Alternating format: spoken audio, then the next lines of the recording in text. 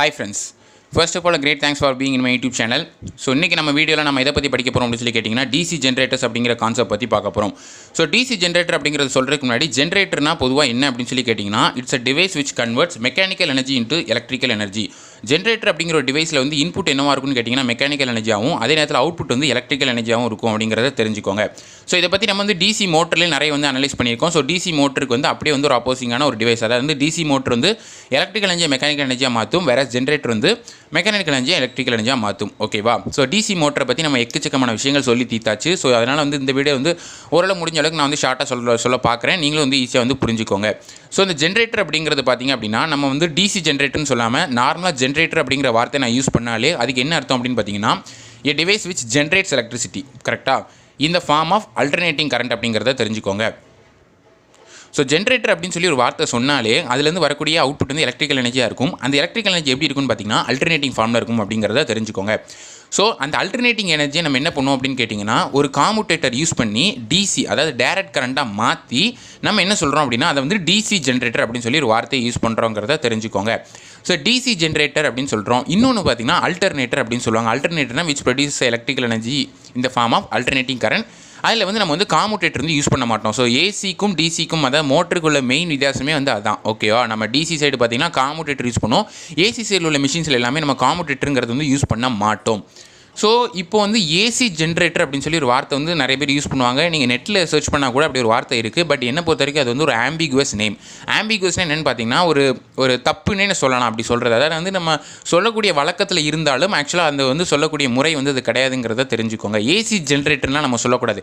ஜென்ரேட்டர்னாலே output வந்து AC தான்.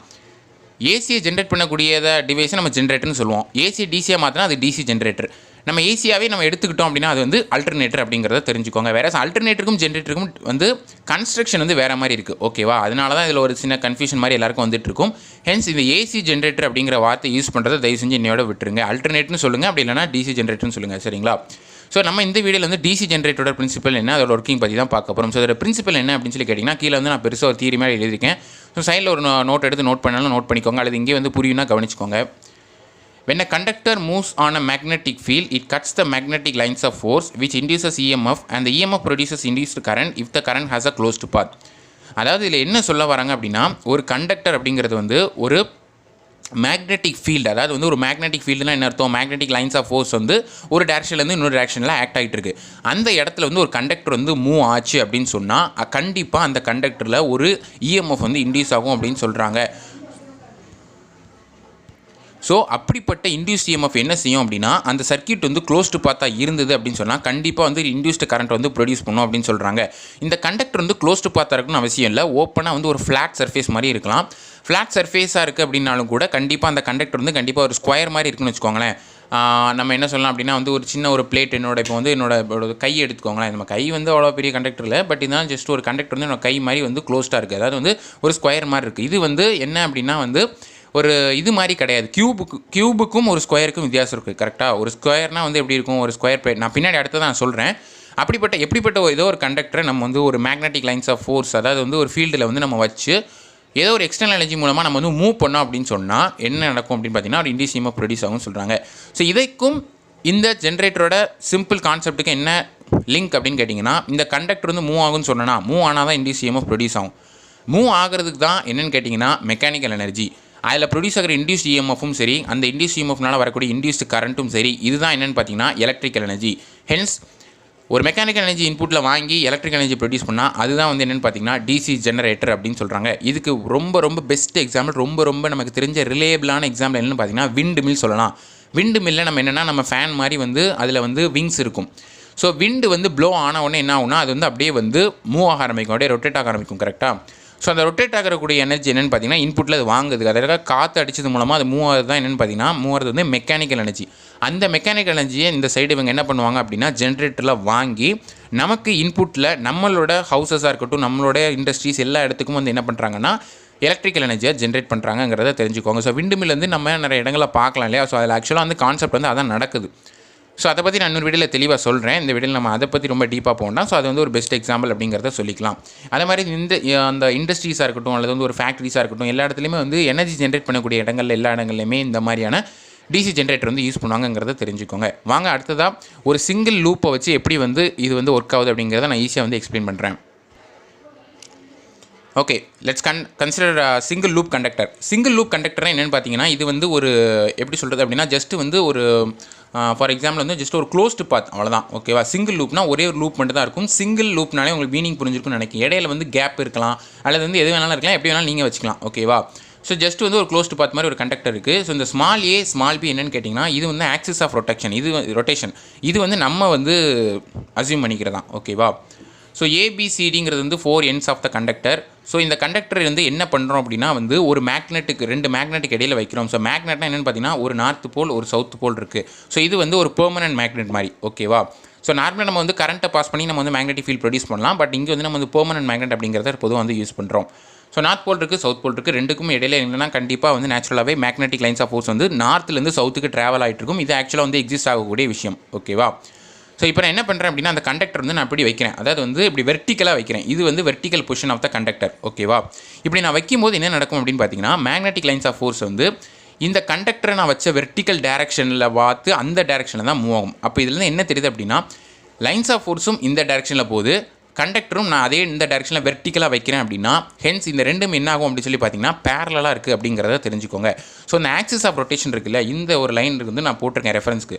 So இந்த கண்டக்டர் இப்போ எப்படி சொல்கிறது அப்படின்னா, இந்த பென் தான் வந்து லைன்ஸ் ஆஃப் ஃபோர்ஸ். இந்த பென் வந்து எங்கே இருக்குது அப்படின்னா, இங்கேருந்து அங்கே மூவ் ஆகிட்டு இருக்குது. இதுக்கு இடையில நான் என் கையை கொண்டு வைக்கிறேன் அப்படின்னா, என் கையை இப்படி வெர்டிக்கலாக நான் வைக்கிறேன். இப்படி வெர்டிக்கலாக வச்சேன்னா ரெண்டுமே பேரலாக இருக்குன்னு அர்த்தம். ரெண்டுமே ஒரே டேரக்ஷனில் இருக்குது, ரெண்டுமே பேரலாக இருக்குது. அப்படி ஒரு கண்டிஷன் வந்து இந்த கண்டக்டரில் இருந்துச்சுன்னு சொன்னால் அப்போ என்ன நடக்கும் அப்படின்னு கேட்டிங்கன்னா, எந்த ஒரு கரண்ட்டுமே வந்து இன்டியூஸ் ஆகாது. ஏன் இன்டியூஸ் ஆகுது அப்படின்னா, அது பேரலாக இருக்குது. பேரலாக இருந்தால் எந்த ஒரு இண்டக்ஷனுமே வந்து நடக்காதுங்கிறத தெரிஞ்சுக்கோங்க. இந்த கண்டக்டர் வந்து ரூல் படி என்னென்னா, இந்த மேக்னெட்டிக் லைன்ஸ் ஆஃப் ஃபோர்ஸை வந்து கட் பண்ணினா மட்டும்தான் என்ன நடக்கும்னா இன்டியூஸ் EMF ப்ரொடியூஸ் ஆகும். ஆக்சுவலாக அந்த கண்டக்டர் வந்து அந்தளவுக்கு வந்து இந்த மேக்னெட்டிக் லைன்ஸ் ஆஃப் ஃபோர்ஸ் வந்து கட் பண்ணலை. கட் பண்ணாதா அப்படின்னு கேட்டிங்கன்னா, ஏன் பண்ணக்கூடாதான் நீங்கள் கேட்டிங்கன்னா, ஆக்சுவலாக நான் கன்சிடர் பண்ணிக்கிறது வந்து ஒரு சிங்கிள் லூப் கண்டக்டர். இது சுற்றி இருக்கிறது மட்டும் தான் க்ளோஸ்டே தவிர இடையிலலாம் வந்து கேப் இருக்கும், ஏர் கேப் இருக்கும். ஸோ ஹென்ஸ் இதை வந்து அவ்வளோ வந்து லிங்க் ஆகாது. அதனால் வந்து இன்டியூஸ் EMFும் ப்ரொடியூஸ் ஆகுது, அதனால் எந்த ஒரு கரண்ட்டும் இன்டியூஸ் ஆகாது. இப்போ நான் என்ன பண்ணுறேன் அப்படின்னா, எக்ஸ்டர்னலாக வந்து ஒரு பிரைம் மூவரோ ஏதோ ஒன்று வச்சு இந்த கண்டக்டர் வந்து நான் வந்து இப்படி செங்குத்தாக நிறுத்திருக்க வெர்டிக்கலாக வச்சிருக்க கண்டக்டர் நான் அப்படி வந்து ஹரிசாண்டலாக மூவ் பண்ணிட்டேன். ஸோ அப்படி ஹரிசாண்டலாக மூவ் பண்ணோன்னே இந்த மாதிரி ஒரு டேரக்ஷனுக்கு அது வந்துடுது.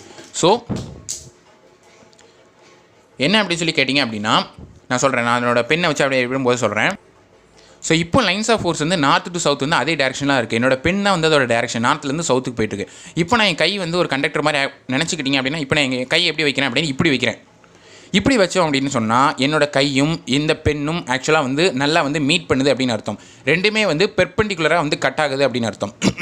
ஸோ இதை கம்பேர் பண்ணும்போது இது என்ன ஆகுது அப்படின்னு பார்த்தீங்கன்னா, அதிகமாகவே வந்து ஃப்ளக்ஸ் லைன்ஸ் வந்து இந்த கண்டக்டர் வந்து கட் பண்ணுது. அதாவது கண்டக்டர் வந்து மூவ் ஆகி அந்த லைன்ஸை வந்து கட் பண்ணுது.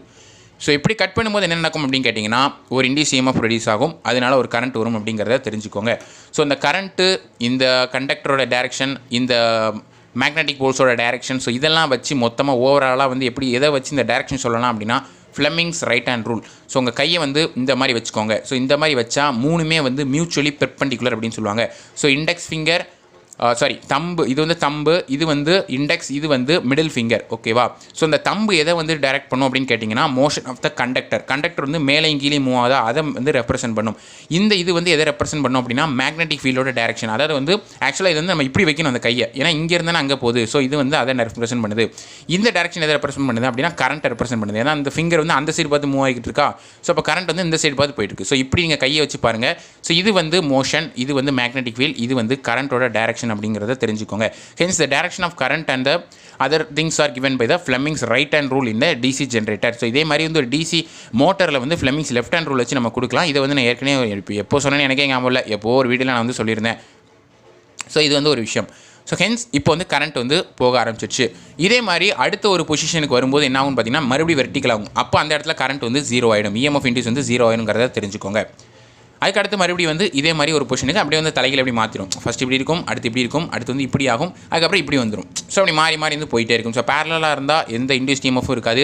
இந்த மாதிரி பெர்பெண்டிகுலராக இருந்தால் ஃப்ளக்ஸ் லைன்ஸை வந்து கண்டக்டர் கட் பண்ணும், கண்டிப்பாக இருக்கும் அப்படிங்கிறதையும் தெரிஞ்சுக்கோங்க. ஸோ இதுக்கப்புறம் என்ன பண்ணுறாங்க அப்படின்னா, இந்த ஒரு லூப்பை வந்து என்ன பண்ணுறாங்கன்னா, ஒரு கனெக்டிங் பாயிண்ட் போட்டு இது என்னென்னு பார்த்தீங்கன்னா காமுடேட்டர். ஓகேவா, அந்த சர்க்கிளாக இருக்குது காமுடேட்டருங்கிறதே வந்து ரவுண்டாக வந்து ஒரு காயில் மாதிரி இருக்கும். அந்த காமுடேட்டர் காண்டாக்டில் இருக்கிறது என்னென்னு பார்த்தீங்கன்னா ப்ரஷஸ். ஸோ ப்ரஷஸ் மூலமாக தான் நம்ம வந்து எப்படி பண்ணலாம் அப்படின்னு சொல்லி கேட்டிங்கன்னா, ஒரு காண்டாக்ட்லேருந்து நம்ம வந்து காம்பேக்டாக எடுக்க முடியாது. அதாவது வந்து ஒரு லாஸ் ஆஃப் எனர்ஜி இல்லாமல் ஒரு ஸ்பார்க்கிங் இல்லாமல் நம்ம கரெக்டாக வந்து எடுக்க முடியும் அப்படிங்கிறதுக்காக காமுடேட்டர் கூட ப்ரஷஸ் வந்து கனெக்ட் பண்ணியிருப்பாங்க. காமுடேட்டர் எதுக்குன்னா நான் ஏற்கனவே சொல்லிட்டேன், இதுலேருந்து வரக்கூடிய எனர்ஜி எப்போதுமே வந்து ஏசியாக தான் இருக்கும். அதை வந்து நம்ம டிசியாக மாற்ற போகிறோம். டிசியாக இருந்துச்சுன்னா காமுடேட்டர் வந்து ஏசியாக மாற்றும். என்றைக்குமே டிசி மோட்டரில் காமுடேட்டர் வந்து இன்புட்டில் வச்சுருப்பாங்க, டிசி ஜென்ரேட்டரில் காமுடேட்டர் வந்து அவுட்புட்டில் வச்சுருப்பாங்க. ஏன்னா டிசி மோட்டர் வந்து எப்போதுமே ஏசியில் தான் ஒர்க் ஆகும், டிசியில் ஒர்க் ஆகுது. ஸோ இன்புட்டில் காமுடேட்டர் வச்சு டிசியை ஏசியாக மாற்றி மோட்டர் ஒர்க் ஆகும். வேறு ஜென்ரேட்டரில் வந்து அவுட்புட்டில் காமுடேட்டரை வச்சு ஏசியை டிசியாக மாற்றி ஜென்ரேட் பண்ணுறாங்கிறத தெரிஞ்சுக்கோங்க. அதோட வேவ் ஃபார்ம் வந்து இந்த மாதிரி தான் இருக்கும். ஸோ 90, 270, 440 இந்த மாதிரி ஆங்கிளில் வந்து இஎம்எஃப் வந்து இண்டியூஸ் வந்து மேக்ஸிமமாக இருக்கும். அதாவது வந்து ப்ரிப்பெண்டிகுலராக இருக்கும்போது, பேரலாக இருக்கும்போது 0 ஆயிருங்கிறத தெரிஞ்சுக்கோங்க. அதாவது வந்து 0, 180, 360 இந்த மாதிரி ஆங்கிள்ஸில் எல்லாமே வந்து இண்டியூஸ் இஎம்எஃப் வந்து 0ங்கிறத தெரிஞ்சுக்கோங்க. ஸோ இதுதான் வந்து என்னென்னு பார்த்தீங்கன்னா இந்த வீடியோ நான் சொல்ல நினச்சேன். ஸோ இது பெரிய வீடியோ மேக் பண்ணியிருக்கேன். ஏதாவது டவுட்ஸ்னா கமெண்ட்ஸ் லீவ் பண்ணுங்கள். உங்களுக்கு வேறு என்ன மாதிரி வீடியோஸ் வேணுங்கிற கமெண்ட்ஸில் சொல்லிட்டே இருங்க. நாளைக்கு இதே மாதிரி இன்னொரு வீடியோ உங்களை பார்க்குறது. சீக்கிரம் take care, bye, cheers and thank you for வாட்சிங்.